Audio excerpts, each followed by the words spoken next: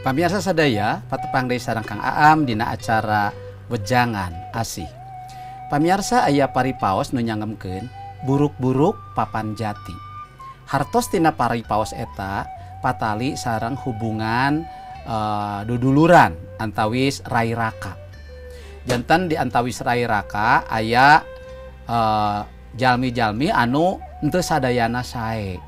Panginten anu hiji bager, anu hiji baragajul.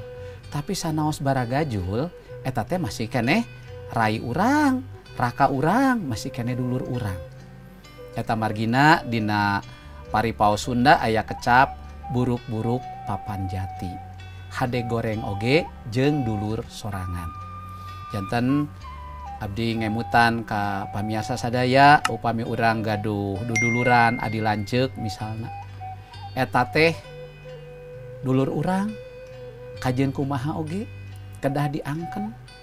Ulah da pedah geus teu saiman atanapi anjeunna mah jahat abdi mah sae lain dulur urang deui sanes.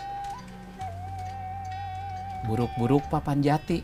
Ari papan jati teh papan anu sakitu saena. Keun we da buruk oge papan jati sanes papan albasiah. Nah, pamirsa patali sareng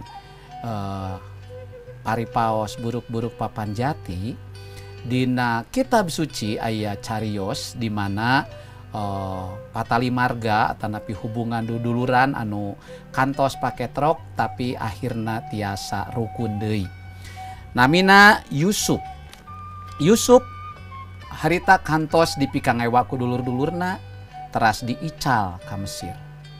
Hiji waktos Yusuf jeneng janten pangawasa di negeri Mesir, dulur-dulurna kedah sarumping ka anjeunna. Nah, Yusuf mikangewa ka dulur-dulurna? Henteu. Kieu tekadna Yusuf anu kaserat dina kitab Kajadian ayat anu Kajadian 50 ayat anu ka-20 sareng 21 nyangemkeun kieu. Nya bareto kuring ku aranjeun dicilakakeun, tapi ku Allah geus dibalikeun jadi pitulung. Sangkan kuring bisa nyambung umur sanak baraya anu sakitu lobana. Nya geuning ayeuna bukti aranjeun bararisa keneh hirup. Nya tidinya lantaranna. Geus ulah sieun-sieun. Aranjeun saanak incu ku kuring baris diurus. Pilahir sakitu genahna matak nengtremkeun raka-rakana. Nyerep genah karasana plong hatena ngararemplong. Jembar manah Yusuf karaka-rakana sanaos anjeunna kantos dikaniaya, kantos dijual, malih bade ditelasan. Tapi teu cios daripada ditelasan cenah mending dijual ka urang Mesir. Tapi Yusuf henteu bendu, Yusuf henteu ambek. Yusuf malih panungtungan nana tiasa ngurus karaka-rakana. Raka-rakana diurus ku Yusuf kalayan sae. Ieu cocok sareng paripaos basa Sunda teh buruk-buruk papan jati. Hade goreng oge dulur sorangan. Kumargi kitu ditidangat ayeuna upami bapak ibu gaduh saderek gaduh rai raka. Kade ulah dilalaworakeun. Bapak ibu kedah silih jaga, silih asih. Kumargi rai raka. Eta teh dulu komo dulur sakandung. Eta teh harta anu pang berhargana. Aya lagu dina basa Indonesia nu nyangemkeun harta yang paling berharga adalah keluarga. Tak ieu cocok sareng paripaos Sunda teh buruk-buruk papan jati. Hade goreng oge eta teh dulur urang sorangan sagetih sadaging. Kumargi kitu urang kedah silih jaga, silih pikanyaa sareng dulur urang. Adi lanceuk urang, rai raka urang kudu silih pikanyaa silih jaga. Pami bapak ibu aya keneh anu masih mumusuhan sareng raina sareng rakana geura tobat. Buruk-buruk papan jati.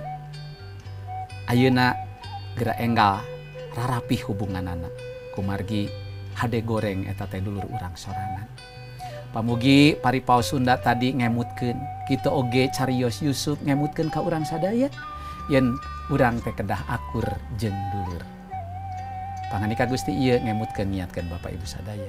Gusti ngaberkahan. Urang ngadoa. Gusti hatur nuhun dinten ieu abdi diemutkeun ku pangandika Gusti Kucarios Yusuf, di mana Yusuf sanaos parantos dikakaya ku raka-rakana, tapi anjeunna tiasa ngurus raka-rakana. Anjeunna teu ngagaduhan sifat dendam. Anjeunna teu ngagaduhan sifat nyimpen kasalahan raka-rakana. Sabalikna anjeunna jembar manah. Anjeunna nu ngurus raka-rakana. Hal ieu sapagodos sareng paripaos Sunda, buruk-buruk papan jati. Goreng oge eta teh dulur sorangan. Nuhun dinten ieu abdi sadaya parantos diemutan. Paparin ka abdi sadaya kamampu supados abdi sadaya tiasa ngalarapkeun dawuhan Gusti ieu dina kahirupan abdi sadaya sadi dinten. Dilebet jenengan Gusti Yesus Kristus, abdi sadaya parantos naneda sareng ngucap syukur. Amin. Gusti ngaberkahan.